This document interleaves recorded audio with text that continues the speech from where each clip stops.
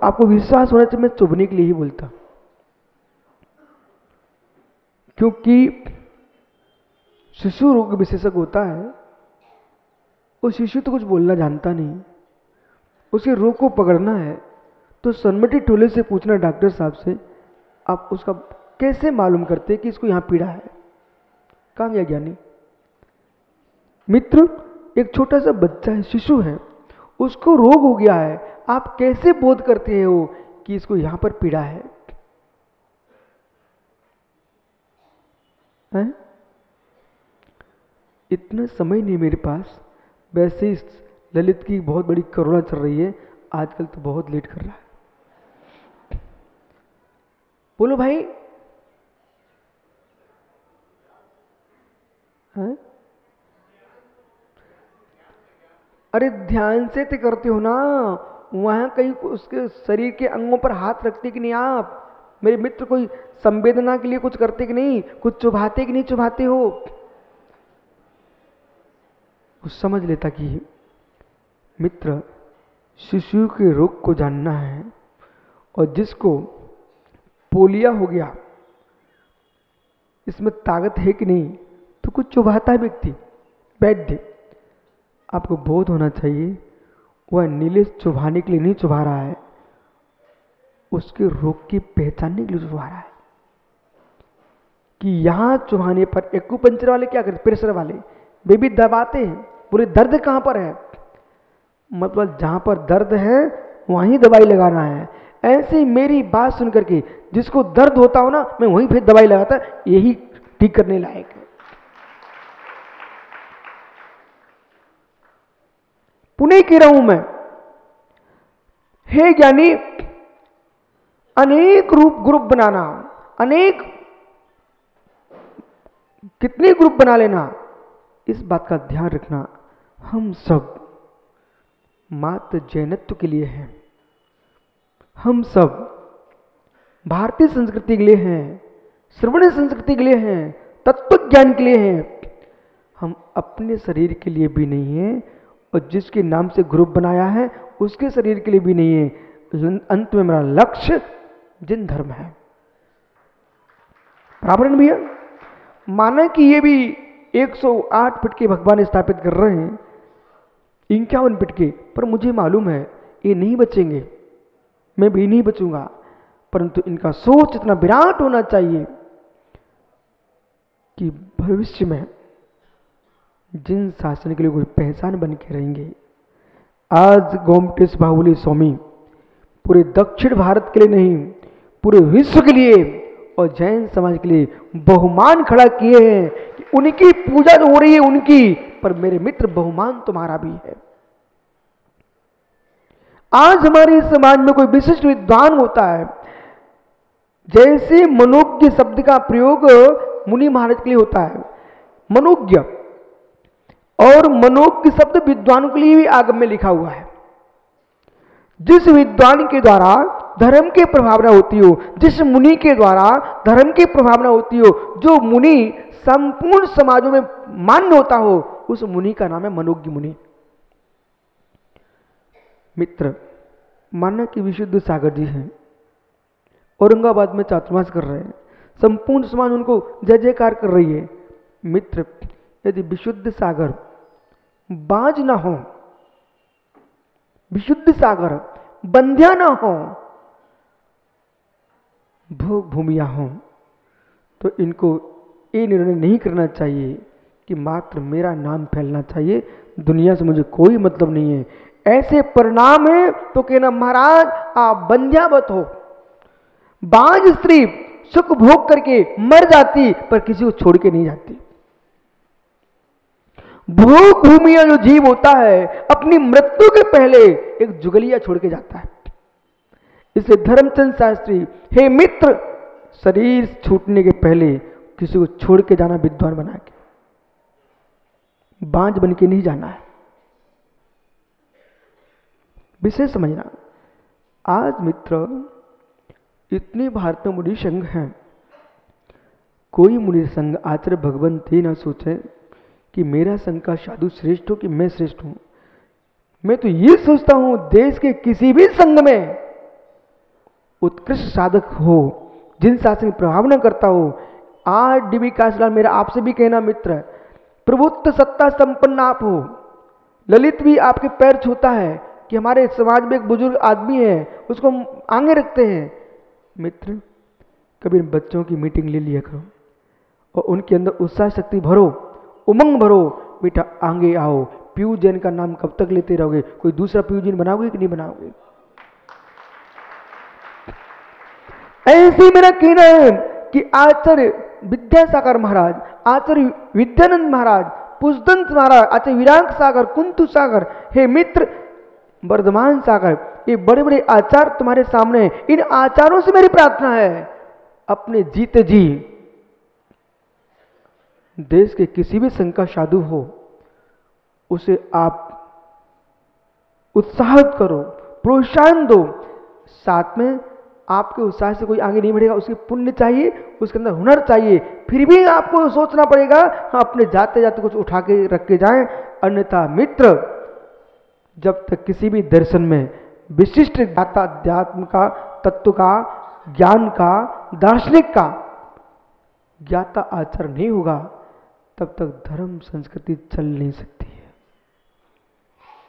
आप जय बोलो आचार्य समंत स्वामी की। उन्होंने कांचीपुरम से लेकर के भेलसा, ढक्कन यानी आंध्र प्रदेश, इन उन्होंने लिखा अपने श्लोक में, और विदिशा बनारस में जाकर डंका पीटा शादबाद का। वो आज पूरे विश्व में आप्त मीमांसा ग्रंथ आचार्य समंत स्वामी का न्याय के ऊपर सर्वोमर ग्रंथ कोई है, उसका नाम आप्त मीमांसा ग्रंथ है, जिस पर अष्टसहस्त्री ग्रंथ लिखा गया है। विद्यानंद स्वामी ने, अकलंक स्वामी ने अष्टसती लिखा जिसके ऊपर, विद्यानंद स्वामी ने अष्टसहस्त्री ग्रंथ लिखा जिसके ऊपर, जिनको दर्शन कम करना में तो कम से कम ललित भाई इस ग्रंथ के आप दर्शन कर लेना, मेरे पास है। और जो ग्रंथ अपने यहां ना हो, ऐसे गुण ग्रंथ एम तो कोई पढ़ता नहीं है, इसलिए नहीं रखता हूं। कोई पढ़े ना पढ़े, पर सारे आगम ग्रंथ आप मंदिर में रखो, विराजमान करो।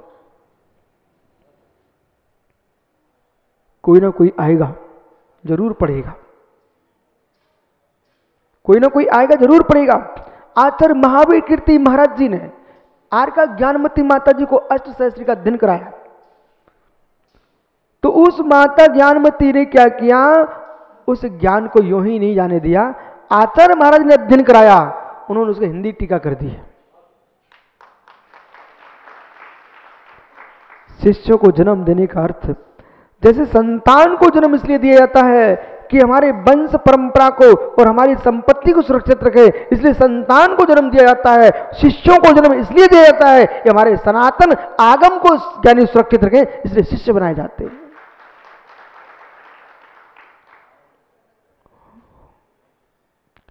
शासन को चला सके, शासन में चल सके, उसका नाम है शिष्य। शास धातु अनुशासन अर्थ में मित्र, शास धातु संस्कृत में अनुशासन अर्थ में है। इसलिए भैया कोई किसी, चाहे दिगंबर हो, श्वेतांबर हो, स्थानकवासी हो, मंदिर मार्गी, कोई भी तुम हो, मुझे तुम्हारे पंथों से कोई प्रयोजन नहीं है। तुम तीर्थंकर महावीर की जय बोलो। जब बुद्धि ठीक हो जाएगी आपकी, तो सब ठीक एक हो जाओगे। लेकिन कम से कम महावीर के नाम पर तो एक रहो, बराबर है।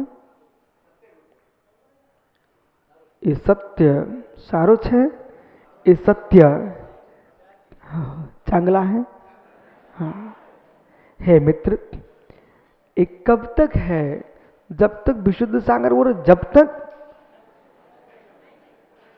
नहीं मित्र,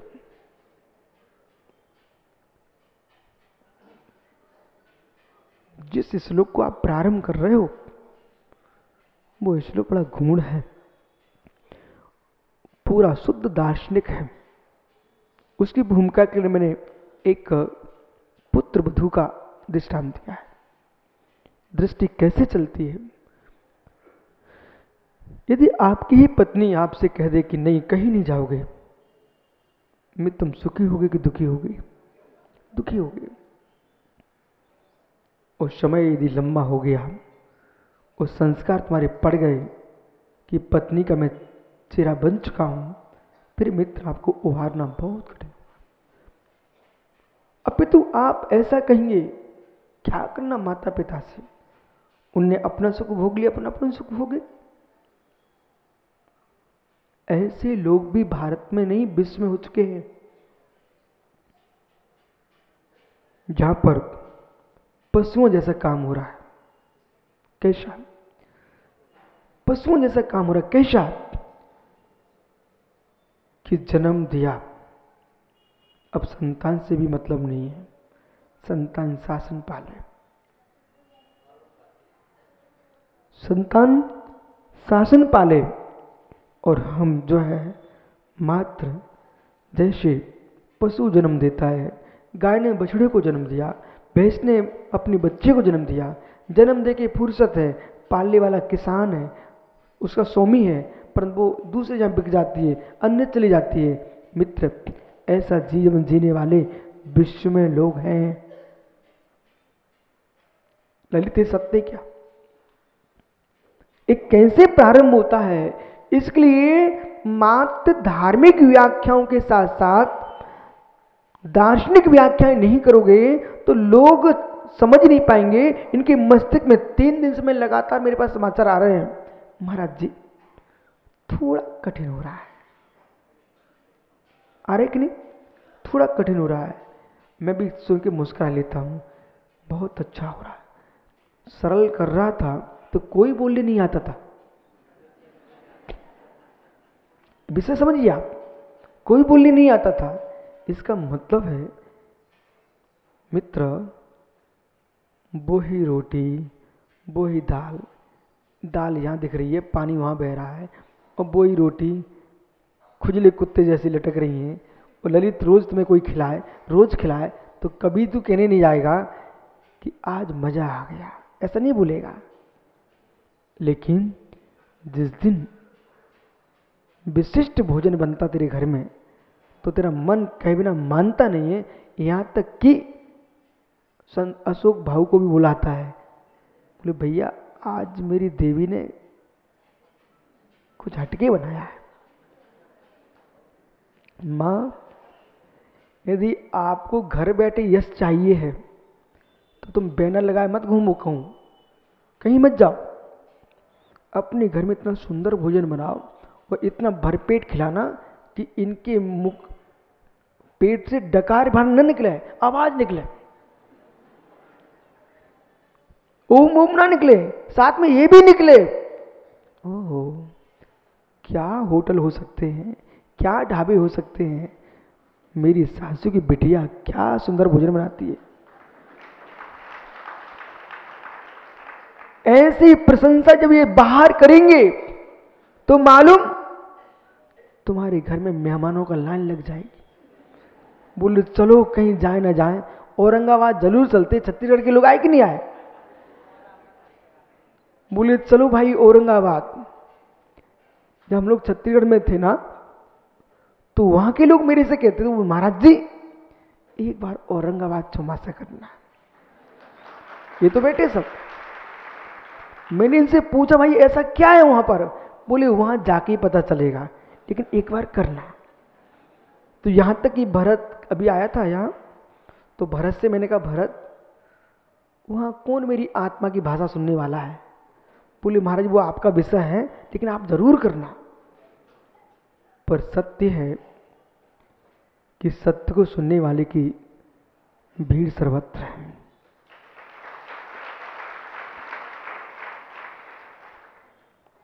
जहां ये कहा जाता हो कि महाराज जी हमको तो आप विधान करवा लो, जौन सा विधान का वो करवा दूंगा, लेकिन ये स्वाध्याय की बातें नहीं करना। आज वहां के श्रावकों ने आज तक मेरे से नहीं कहा कि महाराज जी जो विधान का वो करा दूंगा, लेकिन स्वाध्याय मत करो। अब तो ये कहते हैं, बोले महाराज जी कुछ नहीं कराना है, आप तो ये सुनाओ। पक्ष क्या है? ये मात्र 173 नंबर के श्लोक की भूमिका है, प्रारंभ नहीं किया है। ये जो पुत्र वधू की जो चर्चा की है उसका उद्देश्य समझो आप। ये कह रहे हैं पत्नी से कहना कि हे देवी, इस बात को तुम क्यों भूल गई हो? मेरी मां ना होती तो तुझे मैं कैसे मिल सकता था? बेटा, ऐसे सच्चे पुत्र बनो ना। पत्नी पत्नी मत चिल्लाओ। पत्नी तुमको डांटेगी, फटकारी, मानता हूं। तुम कितनी पिट के आते तुम किसी से बताते भी नहीं हो। फिर भी प्रकाश भैया मेरी बात सुनना। हे मित्र, मैं ये कह रहा हूं, तुम सच्चे माता पिता का पुत्र यदि है तो पत्नी को डांटना मत, उसकी सुन लेना और धीरे से कहना, एक विमान आकाश में उड़ रहा था। उसको क्या बोल रहा? एक विमान आकाश में उड़ रहा था। उसे पूछना कभी देखा? तो जरूर कहेगी हाँ देखा है। तो धीरे से पूछना कि हे प्रिय, जो विमान आकाश में उड़ा है उसने उड़ान कहां से भरी है? सजल के पप्पा सुनो क्या बोल रहा हूं। अपनी सासू की बिटिया से कहना कि हे देवी, तूने क्या आकाश में विमान उड़ते देखा? तो प्रवीण भैया कहेगी हाँ स्वामी देखा है। यदि इतना मान ले कि हाँ स्वामी देखा है तो धीरे से मौका है, मारो छक्का। बोले यदि तूने देखा है तो ये तो बता, विमान उड़ा कहां से था जो आकाश में है? तो इन माताओं की बुद्धि ज्यादा तो होती नहीं है। वो तुरंत बोल पड़ेगी, बोले जमीन से। बोले बस फंस गई बेचारी। मां, विमान कहां से उड़ा? जमीन से उड़ा। हे मां, विमान तल न होता, विमान तल न होता, भूतल न होता तो आकाश में विमान उड़ता। ओ शक्ति कहां से प्राप्त करता है? पहले उड़ता नहीं है, पहले दौड़ता है। ये लोग मालूम क्या समझ रहे हैं? कोई विषय छोड़ के आए क्या? क्यों छोड़ के आऊं? पोथी पढ़ने वाले कहीं पंडित नहीं बन सकते। जो विहार करते जमीन पर वे पंडित हो जाते।